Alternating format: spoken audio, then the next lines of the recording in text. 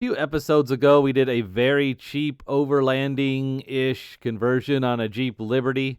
There's also a Trailblazer there that did not get stuck, so obviously we needed to modify that one to make it more of a Jeep recovery vehicle. Unfortunately, there was a lot of circumstances that were beyond our control that came up. I was not able to add a lift kit. We're not able to add a lot of the off-road accessories we had planned on. However, I did get a video of Altan installing the front half of the lift kit on his Trailblazer.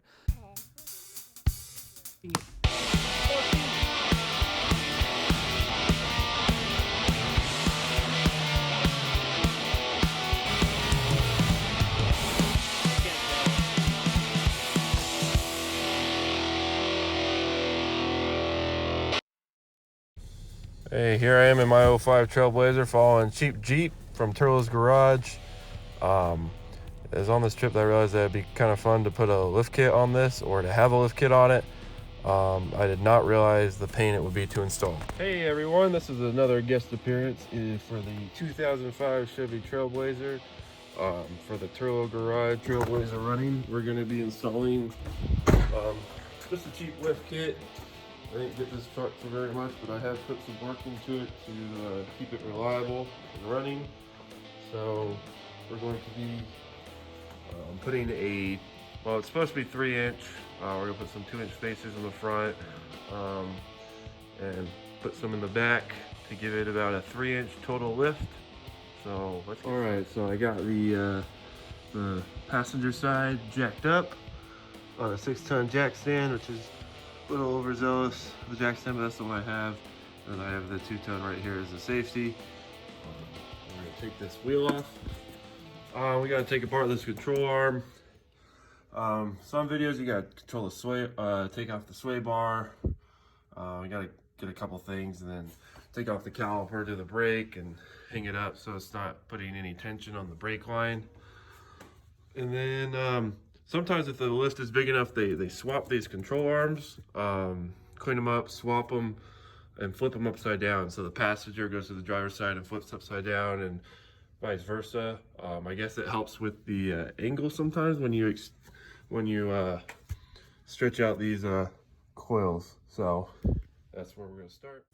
I was really tired when I did this, so I didn't want to say a lot like I did because I was thinking through everything. But you have to take the wheel off, the caliper, you remove the bolt for the lower control, well, on the lower control arm so that you can pull the coilover out.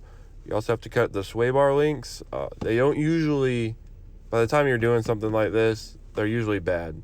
So I literally have to take off the rubber, put a vice grip on there, and then take the nut off the thread and hold it with the vice grip. They were pretty bad, so I did get a couple from an auto parts store nearby. If you replace one, you might as well replace both. The other side was bad as well. So that held me up for a while. But as you can see, there's the nut. And I have everything jacked up and ready to go.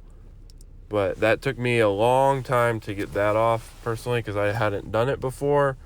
I did eventually get a cutter to cut the other one off because it was too hard with the angle to do with vice grips for me.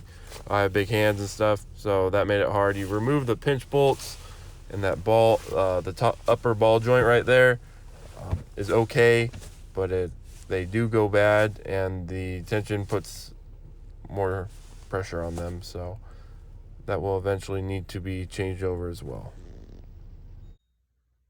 All right, so here I am on the driver's side, trying to take these control arms off. As you see right here, I am trying to cut into this side piece because I guess when they built these cars, they put there's metal backing obviously behind there, so I guess they built the chassis or they put the suspension and then they put this on top of it. So that means, one, this has never been off. This thing's got like 175,000 miles. And 2, it means I have to cut it out so I can get the control arm off, so that I can rotate them. And just to clarify, you don't have to take the control arms off if you're doing this just to put the lift kit in. A lot of places recommend, because of the angle, that you actually rotate and flip upside down the upper control arms, and it helps it sit better on the ball joint. So that's why I did it. You don't have to do that. Just wanted to clarify. Okay, so this is strut number 2. This worked with the last strut by ratcheting it down and then using the lift to get this into there. Because if you remove this, you have to have a drill press and you gotta put it back in the bushing, and it's just another $60 tool I didn't want to buy just yet. So we're gonna try this. If the CV boot pops off, I'll put put some more grease back in there and fix it like the last one with the strap. So all right, about 5 minutes later, this is much easier than it was the first time because I kind of got it down. Didn't let it too loose where the boot came off this time, which is good. So what I did was I lifted it up with the hydraulic jack and used the angle here.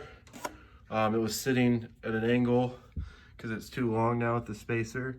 And then I'd jack it up and then tighten it so that when it dropped, it would slide a little bit more inward and pull the swing arm in. And it was actually working even better this time. I thought it was a fluke maybe last time. So I don't know, I don't know how I did that. And yeah.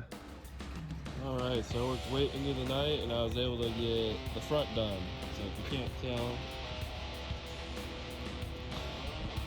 these come naturally with the front dips down a little bit further than the back. Well, now it dips the opposite way, so we'll have to correct it with from the back end, which will probably be a different adventure, so hopefully this weekend. So I didn't get to show everything that happened in the video, but there was, it took me a long time to get done. I had to split it over 2 days. The front struts are supposed to be harder than the back, so hopefully the back will not be as difficult. But the spacers went in, they're in there, they lifted it up. You bolt them in through the top, on top of the original coilovers. And then some people say that it's really hard on the original struts and the ball bearings, so those were already on their way out, so they'll probably have to be replaced here soon. So maybe I'll do another video on that. But I know I'm not nearly as good as Andy, but I thought I'd try to help him get some content up here. He's got a really busy schedule and so do I, so I thought I'd share my adventure with you. Hey, thank you, Altan, for sending in this content. Stay tuned. You will see more of this Chevrolet Trailblazer as we do more off-road modifications in a cheap and haphazard manner. We will see you next time.